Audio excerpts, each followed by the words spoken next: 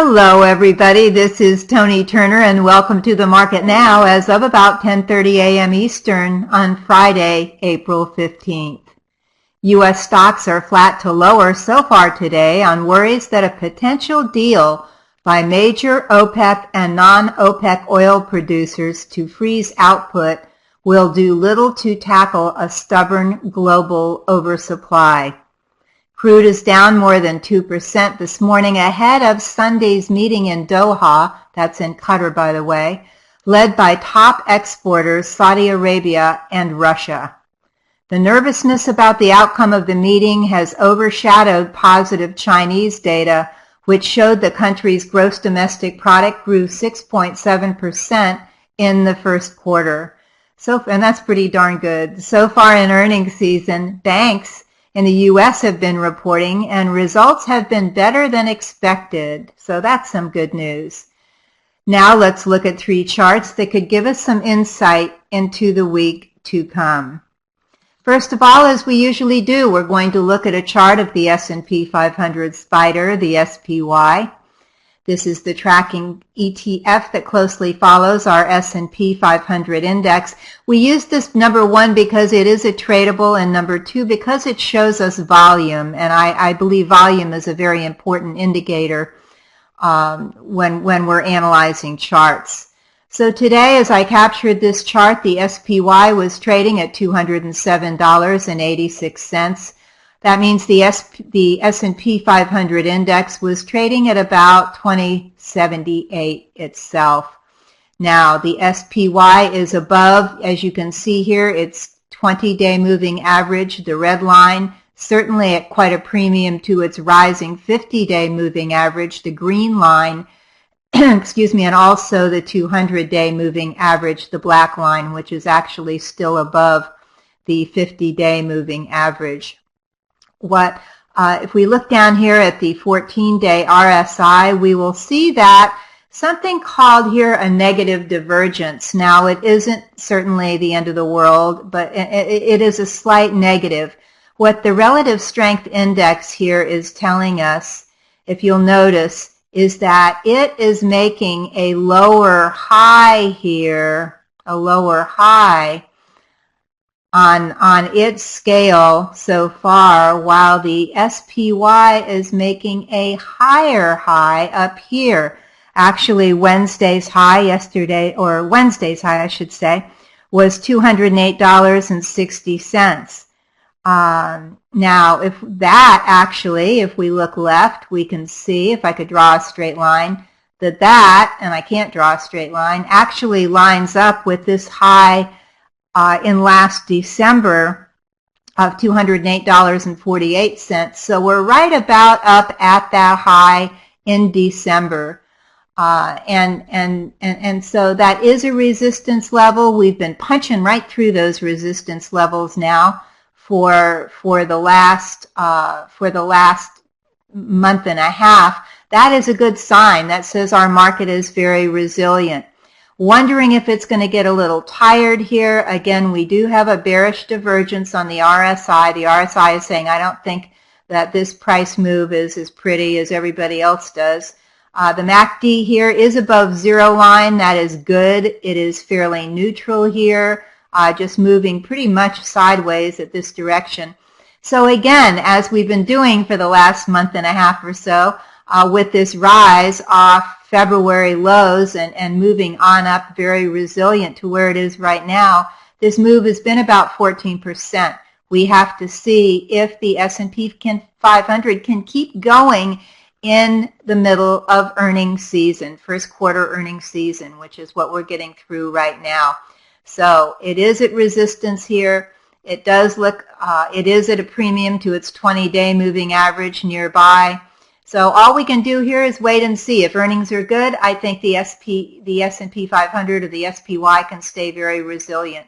If earnings prove to be not as good as we thought, then certainly it may roll over. So stay tuned, but at least so far we're in a bullish look, in a bullish mood here. Our next chart is a chart of the iShares Russell 2000 ETF, the IWM. As we know, this is a ETF that follows the Russell 2000 Small Cap Index. Now, small caps have a tendency to be leading indicators in the market. They tend to move up before the broader market, and they tend to move down before the broader market. And they have the ability to take the broader market with them one way or the other. The IWM has made a fantastic move off of its February lows, up now about 20%, closed today, or not closed, but when I captured this chart today, it was trading at $112.16. Now we see that the IWM is above its rising 50-day moving average, above its rising 20-day. That's good. But right now it's bumping its head on the ceiling up here of the falling 200-day moving average, which can be a pretty darn powerful line because it is a long moving average. It is not a short one, it's a long one. 200 days is a long time. So we see it doing that. Again, what about earnings? If earnings are good, perhaps the IWM moves a little higher. Maybe it can cross above and close above and continue on above its 200-day moving average, which is coming in here just a little above $112. If it cannot do so, if it has to move down and fall back down below 108, my start to get concerned and worry line here is 106 under this consolidation low. Of course, if it does decide to fall back down into that arena, that will be getting support of the green line, the 50-day moving average. We want it to stay above 106. We want it to stay above the 50-day moving average.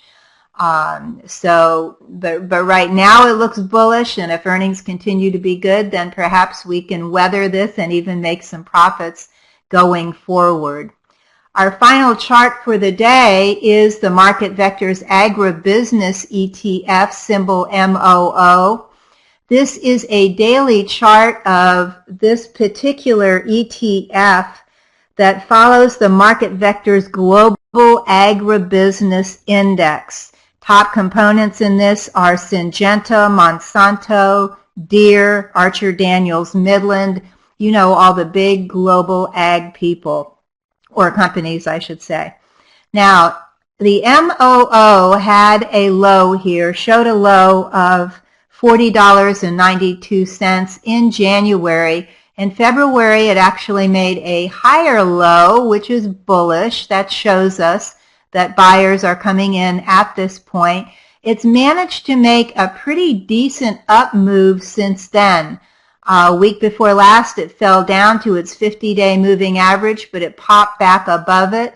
As I captured this chart today, the MOO was trading at $46.65, just above its 20-day moving average, above its rising 50, which is a good sign, and yes, still below its falling 200-day moving average. Now, a lot of indexes, ETFs, sector ETFs I've looked at recently are overbought or trading way, way, way up higher than I choose to get in. I think agriculture, I think agricultural commodities, which have had a terrible year or so, may start to rebound now. Just so I'm keeping an eye on the MOO in the coming week.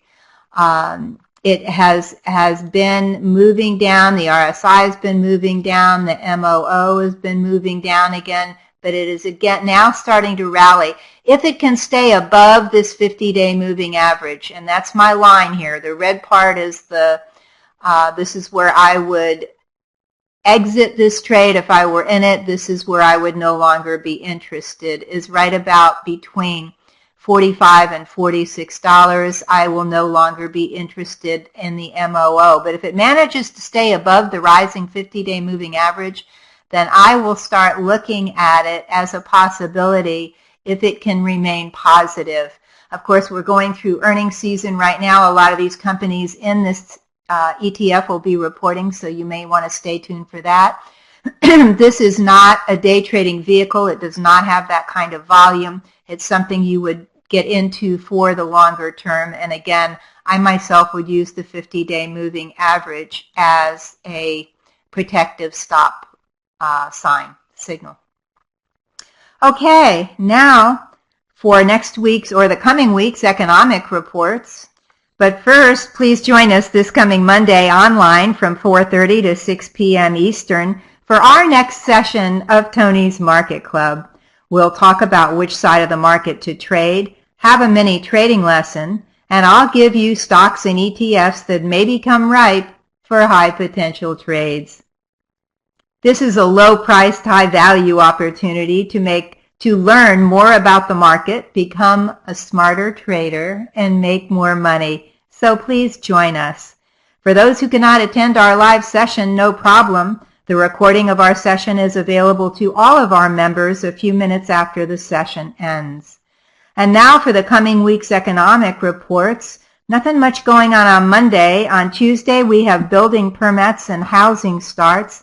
Wednesday, we have existing home sales and crude inventories. Thursday, we have weekly jobless claims and the Philly Fed, and not much in the way of economic reports on Friday. Now, please keep in mind, we are swimming right in the middle of earnings season now, so next week, hundreds and hundreds of companies will report, and you'll want to keep your eye on the big movers and shakers because they have the ability to move the markets up and down when they report.